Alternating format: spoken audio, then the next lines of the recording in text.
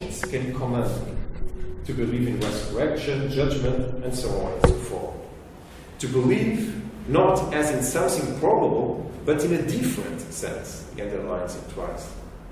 Believing begins with believing. One must begin with believing. From words, no belief follows. Enough, he says. So in Wittgenstein's view, belief has its own epistemic value, one that cannot be diminished in comparison with the value of other intellectual capacities. This leads him to conceive of religious facts, such as miracles or apostolic lives, in an eminently symbolic way, allowing for the sharing of key values by individuals outside that particular confession. Albeit focused on the Christian faith, taking the Wittgensteinian approach to religion actually means to look for the essence of life in the various forms of life, a pivotal notion in his philosophy, as we know, we are in contact with. To justify universalism is not an easy task in philosophy and religion. We can understand that basic cognitive schemes must be common to mankind in order to accommodate the psychological variations we find among human beings. No one doubts that we must possess the same optic nerves in order to render visual perception possible, just as no one will take issue with the fact that our skeletal system is something all humans share. However, when it comes to matters of aesthetics, ethics, or religion, there seems to be no way to defend communal values. Of course, these exist, but merely within certain groups of people, be they larger or smaller. That greatness of Edvard Munch's The Scream results in a universal aesthetic value is something only admissible for those who are educated according to certain views of art criticism. For someone who has never heard about expressionism and its exteriorization of the most powerful inner feelings, the painting would actually appear to be ugly. Pictorially speaking, The Scream is not an example of fine technique. It is simply the claustrophobic emptiness of life described in the painting that's remarkable. But for whom is this existential experience remarkable? Imagine that you were to explain Munch's chef d'oeuvre to someone who had never studied art history or philosophy. You could try to teach her that what the painting reproduces is a situation of someone suffering from what in philosophy is called angst. You could add that this angst is not to be taken psychologically, as if the angst of Munch's character was just proper to him, due to events in his life, and so on. But that what is at stake in this work is a representation of a state of mind that can invade any of us if we seriously reflect upon the meaning of life and the seeming lack of a teleological purpose. If you succeed in your explanation, maybe the person will pay attention to these questions and eventually look at Munch's The Scream and other related works in a way that authorizes her to join the group of admirers of expressionism. But there will always be many that remain outside that group. In ethics and religion, things work in exactly the same way. We are confronted every day with cases that lead us to mistrust the idea that there is a common ground for human actions. Heinous behaviors shock those who reject, accepting the imposition of counter-values, that is, values that do not belong to our civilization or culture. But the problem is not a civilization or a cultural one, as if in another status quo a justification could be found for acts of such a nature. This is something that relativists need to admit, though it is at odds with an understanding of man as this thing that each of us is. In Aristotelian terms, this thing is an animal rationale, one that can actualize its potentialities using reason to regulate passions. If we declare that each of us can lay down our own principles and only accord sometimes with other principles, namely when it is normatively advantageous to do so, it will simply be establishing an expedient that enables us to get rid of what Wittgenstein conceives as the command of conscience. No established rules can distract our conscience, since each of us knows at every moment what we are supposed to do. If we do not do that, it is simply due to the fact that we do not want to do what we should do. because the present moment speaks louder, and it will be easier to do something else. When Wittgenstein talks about what is at issue in being an apostle, that it consists of a life, one that can provide an example of conduct for us, he also says that it is not relevant what he puts into words, but only that he does it. Apostles, prophets, holy men, all of them express an existence that carries their verification along with it, as Wittgenstein says in this diary from the 30s. For that reason, it is not crucial whether the things they say are true or not, namely, if there is a correspondence between their propositions and reality.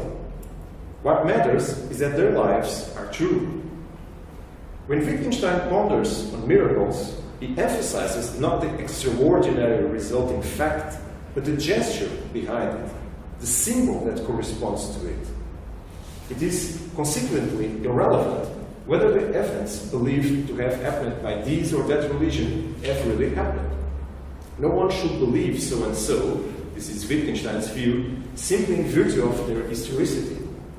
What makes a religion appealing must be something that, in its practice, can be universally recognized as coherent and overwhelming.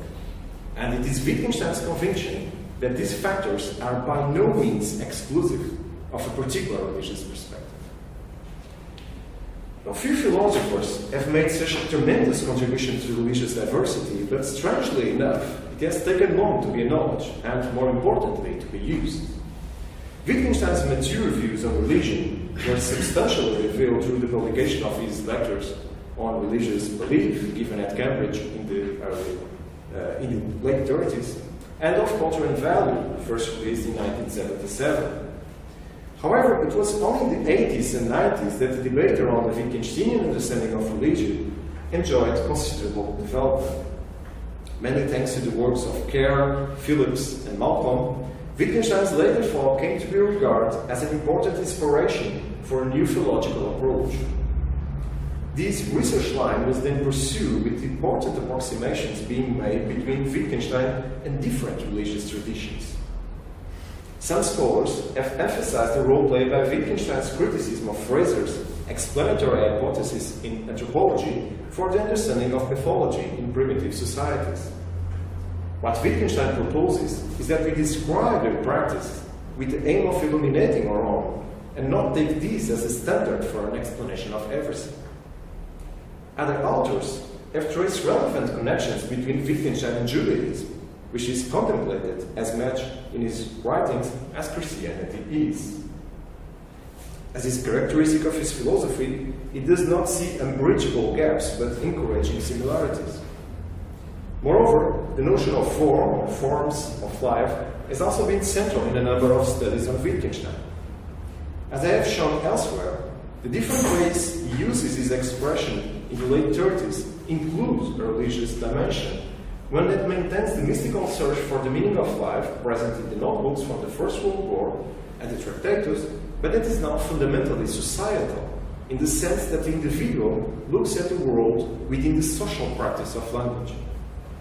Following Philip's lead, Michael Burley, in a book published in 2012, accurately observes that the core of Wittgenstein's conception will be, quote, to observe the surroundings, the social cultural contexts within which religious forms of language and activity have their natural places, if we want to improve our understanding of those forms of language and activity.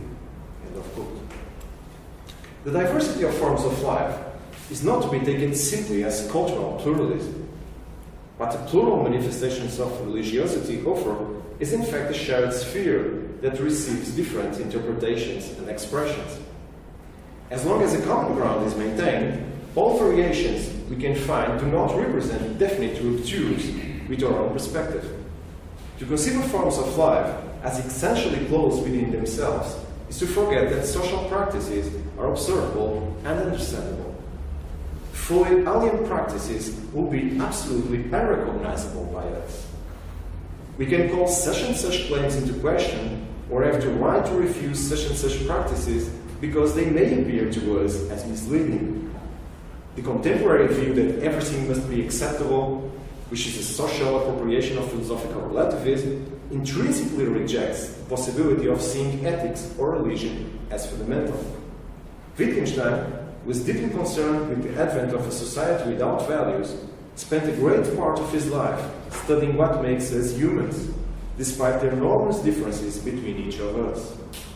And the answers he found lie fundamentally in the exteriorizations we make, as becomes clear in his writings on the philosophy of psychology.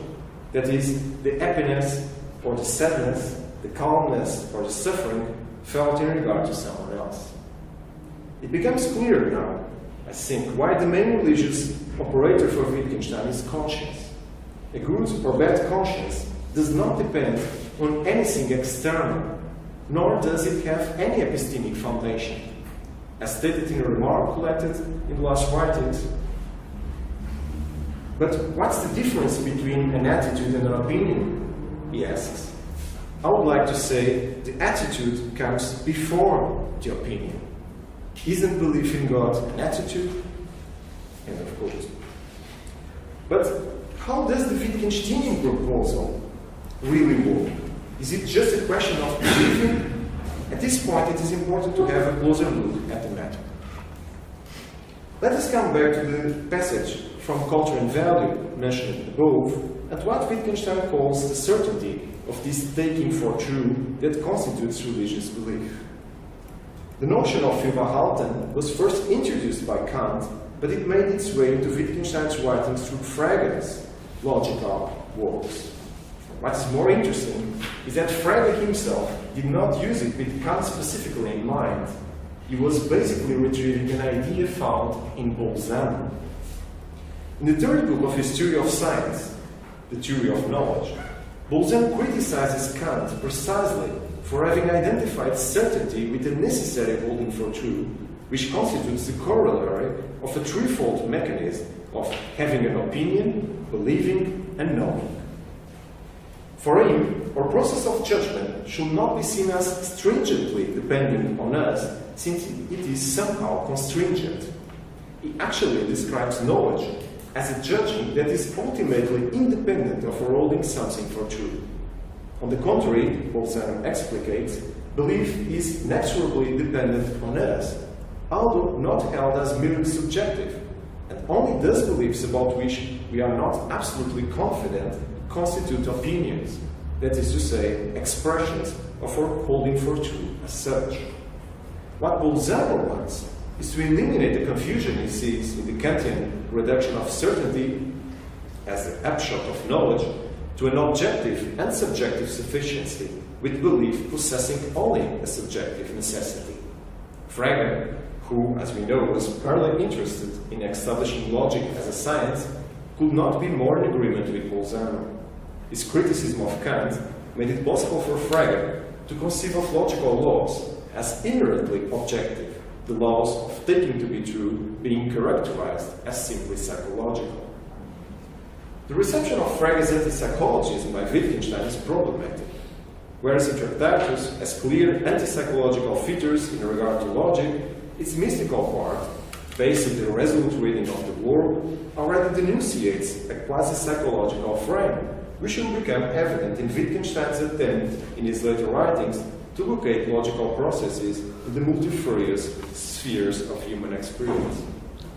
Frege did not thus originate the conception of belief we find Wittgenstein defending in his major philosophy, one that, paradoxically, meets that of Bolzano in relevant aspects. It is highly possible that it was Newman's fault, particularly his grammar of assent, that is behind Wittgenstein's religious epistemology, with all its anti-foundationalism. The influence of Newman on Wittgenstein has received some attention, but this has concentrated almost exclusively on the last writings dealing with certainty. The fact that these writings essentially explore issues in general epistemology has reduced the range of Newman's influence, which, as Maurice O'Connor Drury documents, was producing an effect on Wittgenstein's understanding of religion as early as 1936, so before the remarks of Culture and Value was written or his lectures on religious belief given. As Friedrich hints in a book published in 2007, the idea of natural religion vindicated by Newman is totally in line with the response given by Wittgenstein to Fraser, who looked at religious practice from the perspective of Newman's apt notion of religion of civilization. According to Newman, the spiritual laws of natural religion can be illuminated by theology, but no version of the latter can be imposed on any culture on the basis of non-religious grounds. It might not be coincidental that it was also in 1936 that Wittgenstein started to develop his notion of form of life, which identified with culture. Well, to trace all the similarities between Newman and Wittgenstein in regard to religious belief will require much more time than what I have today at my disposal. So in this reminder of this talk, I will content myself with exposing what I deem to be the main affinities.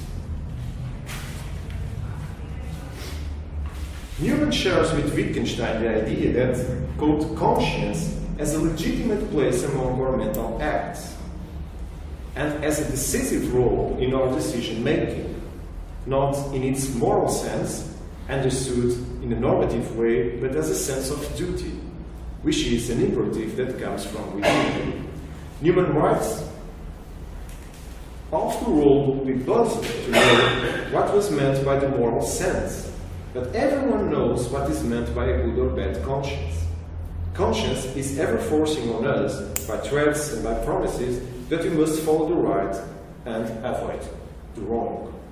He makes his point more explicitly a bit further on, saying, if the cause of these emotions does not belong to this visible world, the object to which its perception is directed must be supernatural and divine, and thus the phenomena of conscience, as they dictate, avail to impress the imagination with the picture of a supreme governor, a judge, holy, just, powerful, all-seeing, retributive, and is the creative principle of religion, as the moral sense is the principle of ethics.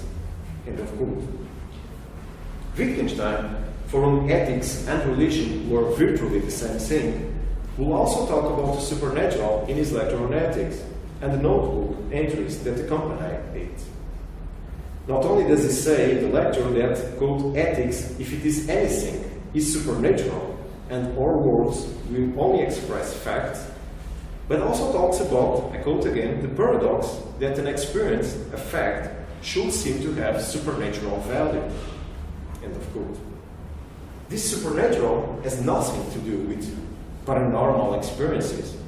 It involves the acknowledgement that any valuation one can impose on the world, if it is not simply a moral or normative principle, transcends the factual and assumes the role of a decisive commitment for the subject. Such a commitment does not obviously derive from a specific doctrine that can be learned, be it philosophical or theological. It is something anyone can find in herself or himself, since it is based on the voice of conscience. As a consequence, it is not by any means essential that someone must be educated in such and such a way to have a religious point of view. Of course, the different theologies, like the different philosophies, can help us become clear about what we are looking for. But these various language games in the Wittgenstein vocabulary constitute objects of comparison, which, through similarities and dissimilarities, are meant to throw light on features of our language, as he says in section 150 of the Investigations. Accordingly, Newman claims, this vivid apprehension of religious objects on which I have been enlarging is independent of the written records of revelation. It does not regard any knowledge of Scripture, nor of the history or the teaching of the Catholic Church. It is independent of books. End of quote. Newman, evidently, does not reject that the notional apprehension proper to theological inquiry can illuminate certain matters.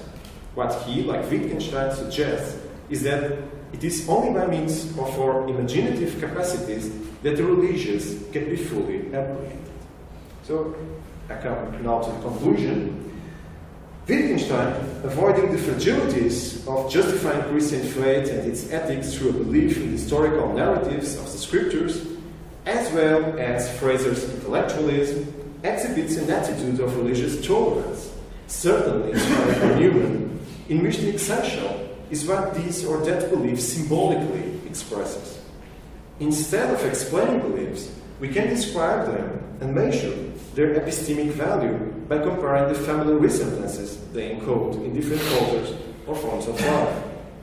Wittgenstein's refusal of what he calls historical proof game in religion is intimately connected with this idea that the religious sphere cannot be accessed by reason alone. It is a landmark of Wittgenstein's thought, both early and late, that the religious sphere manifests itself in our lives through conscience, and that is why the different formulations of faith, be they more or less primitive, more or less sophisticated from a theological point of view, ultimately converge. The prospects of such an understanding for overcoming interreligious disagreement and promoting interfaith dialogue and encounter are huge. There is not, from a Wittgensteinian point of view, the correct religion. What we find throughout history is a plurality of religious views representative of an amazing cultural diversity that nevertheless have many aspects in common. It is exactly what subsists despite all differences that Wittgenstein is interested in. And the application of such a comprehensive philosophy of religion seems to be, in the world we live in today, absolutely crucial. Thanks.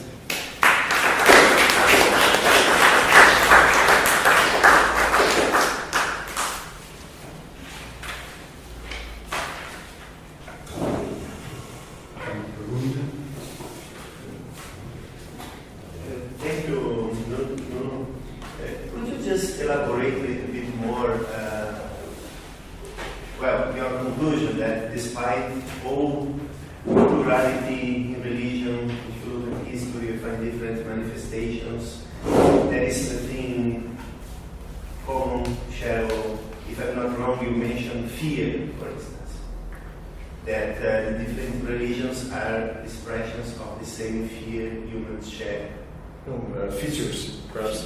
Fear, yeah. So could you say something more about that? Fear of what? Fear of No, death? Or I think I spoke about features, aspectos, not fear. Features. Okay. Sorry. Yeah. But so could you elaborate more? Common. Yeah. Yes, I was forced to abbreviate the paper. It's quite a long paper. But it is my conviction, in fact, that Wittgenstein tries to point out these convergences that we can find among different religious expressions. And so we can see, in fact, his interest on primitive societies when he is commenting on Fraser's book. And we can also find many examples of Wittgenstein bringing to the fore different perspectives. And I think that it was one of his ambitions to put this together and try to say, in fact, that there is something that is common to the diverse expressions of religion. And what is common is, in fact, what exhibits more deeply the humanity that lies in ourselves. And so I think that we can in fact use Wittgenstein's philosophy to contribute to a dialogue between different religions. It is symptomatic that he concentrates not only in fact on Christianity, but he also has many remarks about Judaism. He was interested in many manifestations of religion. Malcolm, for example, gives some accounts of these interests of Wittgenstein. And so I think that, in fact, if we do not look at the differences, but look at what is common in the different manifestations of religion, we can see perhaps something that enables us to get an idea of common ground. Common ground. Thank you very much. I think I have two questions. One is kind of concrete, and the other one is less. So you get it. I'll get it. I think I really like the idea, and I think this is really important for Wittgenstein, seeing the common features of the. And I think one of the things that he does admonish Fraser for not is being unable to see the common features between people that he are investigating and himself. But I also think that he does criticize Fraser for not seeing what is particular to himself. I mean, so there's also a question of self-understanding here, or understanding your own culture and understanding, because you get blind. So I would like you to say something about this. And then the more question that you said at some point, and I think this is right, sees a strong similarity between aesthetic discussions and religious discussion. And then you said, yeah, religious. I think you said something like that. And I'm less sure there. I think they're similar in the sense that they are both embedded in practices. So yes, it's really nice. If I go to the tailor and I say it's too short or it's too long, and you need to know the whole understanding of to get that. It still seems as if I don't know. I think maybe to put it kind of crudely, it seems as if you cannot have human life without aesthetics.